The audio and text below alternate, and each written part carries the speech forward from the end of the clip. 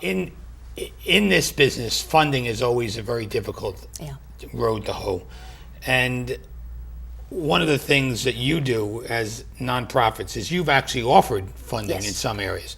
Maybe you can tell our viewers before the break, how do you get the word out about funding and what funding is available? Sure, I'd be happy to. In fact, we administer 3 grant programs, and the new rounds are starting now. So, maybe we can give a number, and they can contact us and get an application.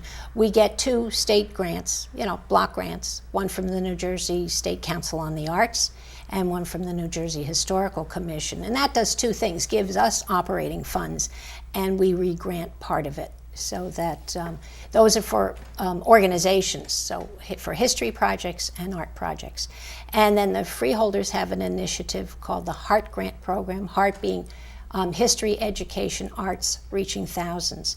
And that's unique because I don't think there's another one in the state. And the other thing that makes it unique is that individuals can apply for it.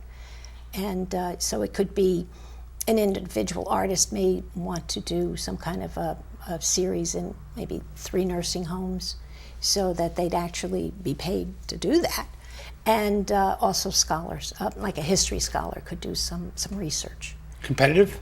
Yeah, especially we've lost a lot of state funding in the last 2 years, so each one of those. In fact, what we've done is just, there's now, you can only apply to 1. It used to be you could apply to 2, but to make sure funding gets to as many people as possible, we ask that people only apply to 1. Barbara, we're going to take a break, a couple of commercials, and Okay. we'll bring out Charles Crowcroft, Good. who's our unofficial historian here in the city of Elizabeth. Please stay with us after these messages. We'll be back with more from Our City. Welcome back to Our City. I'm pleased to be joined in the second half by Mr. Charles Shawcross, who is clearly the unofficial official historian of the city of Elizabeth. Charles, welcome to the show. Thank you, Mayor. And welcome back, Barbara. Thank you. Charles, one of the things we were talking about is the history of the city of Elizabeth, and we have a very interesting history and programs that we have in our city. Do you work with Barbara on some of these programs? So on occasion, we do, yes. For example, the booklet, providing the walking tour. We worked together on that a couple of years ago, and identifying the sites, and I have a collection of old photos and postcards of Elizabeth, and we worked together in matching up the sites with appropriate views of that location, and the result was very. Where'd you get your love for history? I don't know. It's always had it. It seems, I would look at some things, riding by as a kid, look at old buildings, architecture always fascinated me, and I grew up here in Elizabeth, and remember a lot of the things, and knew a lot of the people, and since I was younger, and Now you're retired from the schools, right? Yes. Did you teach history there? I did, actually, and I always tried to work in a little local history, Elizabeth history, which was very easy to do, especially when you taught the Revolutionary period, even civics. We would talk about the Constitution, and I would tell them the youngest signer of the Constitution lived right here in Elizabeth, and it wasn't in the textbook, but they didn't realize it. Was that Jonathan Dayton? Exactly. See? Proud of me? There. Yes, That's I'm another very good student of history. Yes. Barbara, the State Historic Preservation Conference is being held in our city this Yeah. year. Can you tell us a little bit about that? Yeah, we're just delighted it's here. It's wonderful. Yes, the New Jersey Historic Trust is putting it together in the State Historic Preservation Office, and we're just very happy that they've selected Elizabeth to be the site. They expect over 300 people to come, and they choose a different setting every year. So it's here on Tuesday, June 2nd. You really should register. You can go online and register. And it's all day. It's going to start out at the new Kellogg building on Jersey Street, and the morning sessions will be there. And then after lunch, there'll be more sessions in the Kellogg building, and then there will be 4 walking tours all over the city. So, Are you part of this in any way? Yes, I am, matter of fact. And 2 levels, actually. The Union County Historical Society will be a presence there. We will have a table of information and books that we have available. And I've been in touch with Mr. Sider, who's yes. and in fact, I wrote a little a little write-up for them about the 3 historical sites that they're going to focus on: First Presbyterian Church and Boxwood Hall and Belcher Ogden Mansion. So he's putting me on some kind of committee to help them during the day. So I'm looking forward to it. I was telling Barbara before the show started that we have a visiting mayor in for the weekend named Simon Crowcroft. He's from a city called St. Helier, which is in the island of Jersey off the English coast, which, as we all know, is where we got our name from. Sure.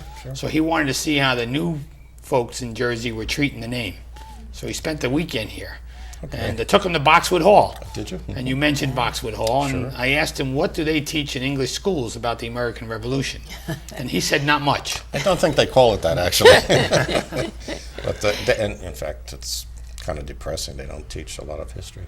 I read recently they predicted in 80 years Winston Churchill will be forgotten. Wow. They don't teach their own history.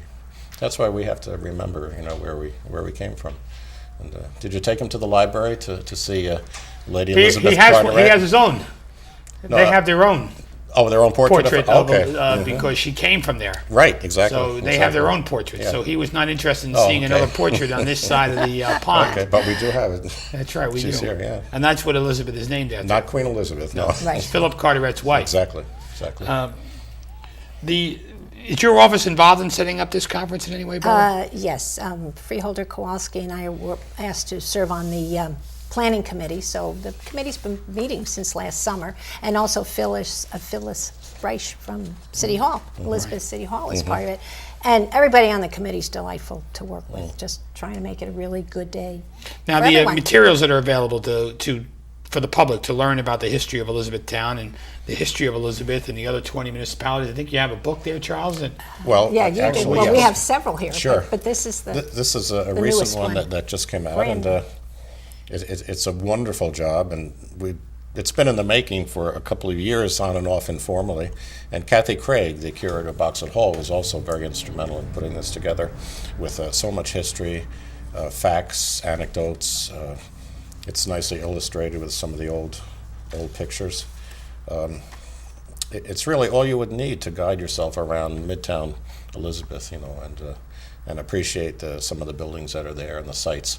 So I think it'll be a very valuable resource for many years. it's called to come. Elizabeth at Crossroads. Elizabeth at the Crossroads, self-guided walking tour through historic Midtown Elizabeth.